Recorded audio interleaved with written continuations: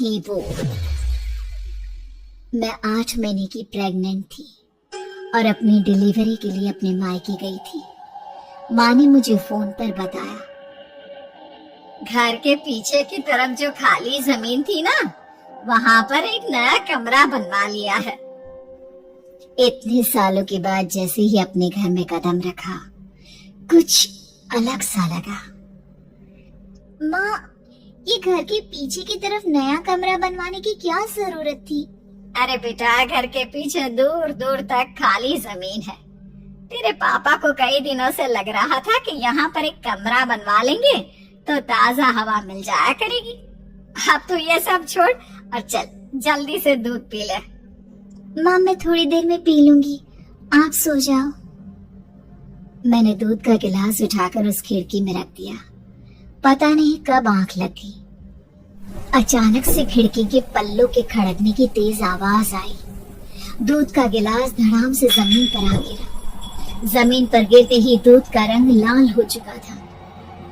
मैंने खिड़की से झांक कर बाहर देखा।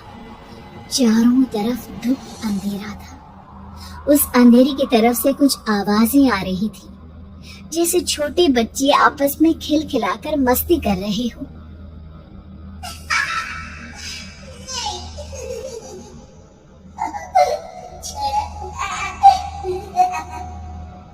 इतनी रात को इतने घनघोर अंधेरे में बच्चों की आवाज कैसे आ रही है?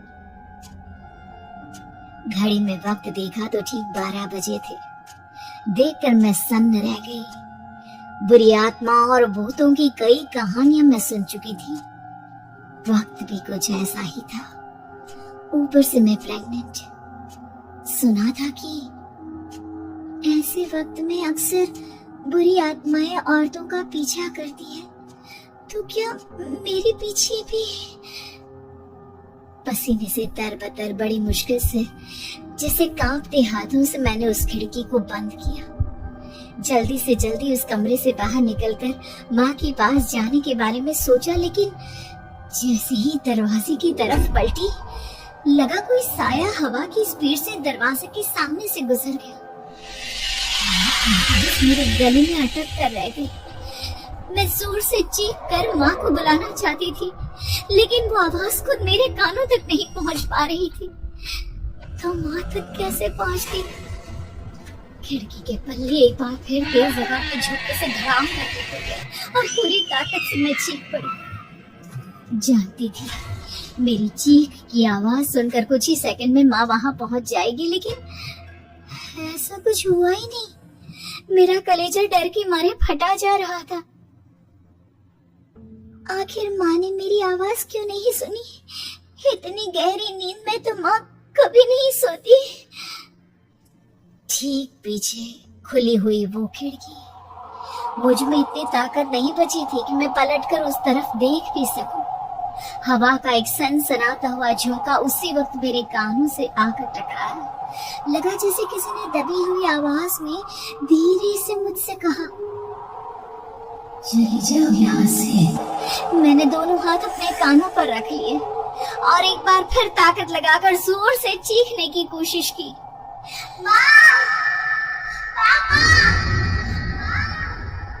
मेरी आवाज उस कमरे की दीवारों से टकराकर वापस मुझे ही सुनाई दे रही थी। जितनी ताकत के साथ मैंने चीखने की कोशिश की थी, कुछ ही देर बाद उससे कहीं ज्यादा तेज और दर्दनाक चीख मुझे सुनाई देने लगी। ये आवाज ठीक मेरे पीछे खिड़की से आ रही थी। वो आवाज मेरे कानों में पिघलते हुए लोहे की तरह गिर रही थी। उन आवाजों में हैवानियत थी। वो आवाजें किसी इंसान की नहीं है, इतना मैं समझ चुकी थी। कांप रहे हाथों से मैंने अंधेरे में कुछ ढूंढने की कोशिश की। तभी अचानक मेरा हाथ बेड पर रखी टॉर्च पर पड़ा। किसी तरह ताकत लगाकर टॉर्च का बटन ऑन किया, लेकिन ये क्या? सामने दरवाजे पर 3 छोटी लड़कियां खड़ी हुई थी। उनके हाथ में स्टील के चमचमाते हुए चाकू थे। मैं घबराकर लड़खड़ाई और पीछे की तरफ हटी, लेकिन तब तक वो मेरे पास आ चुकी थी। उनकी गर्दन टेढ़ी थी और उनके हाथों के वो चाकू मेरे पेट को निशाना बनाने को तैयार।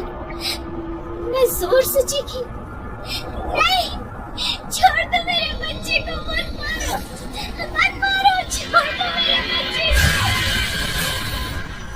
सोनाली, सोनाली, क्या हुआ बेटा? तू इतनी डरी हुई क्यों है? उठ बेटा, क्या हुआ? हड़बड़ाकर मैंने अपनी आंखें खोली। देखा तो दिन निकल आया था। माँ मुझे जगा रही थी। मेरा चेहरा पूरा पसीने से लथपथ था। क्या हुआ बेटा? तुमने कोई बुरा सपना देखा क्या? मैं अभी तक अपने पूरे होश में नहीं थी। वो मेरे बच्चे को मार देगी माँ। वो लड़की मेरे बच्चे को। मैंने घबराकर अपने पेट को छुआ। सब कुछ ठीक था। और वो दूध जो रात को यहाँ पर गिर गया था, उसका रंग लाल हो गया था। माँ ने हंसते हुए दूध का गिलास मुझे दिखाया। तुमने दूध पिया ही नहीं, पूरा का पूरा ऐसे ही रखा हुआ है। तुमसे कहा था ना सोनाली, सेहत के लिए लापरवाही ठीक नहीं बेटा। लेकिन मैंने तो सब कुछ अपनी खुली आंखों से देखा था। ये सपना कैसे हो सकता है? उम्मीद है कि आपको हमारी ये कहानी पसंद आई होगी। कृपया हमारे चैनल को सब्सक्राइब करें और सभी अपडेट्स के लिए बेल आइकन जरूर क्लिक करें। और हाँ, वीडियो लाइक और शेयर करना मत भूलिएगा।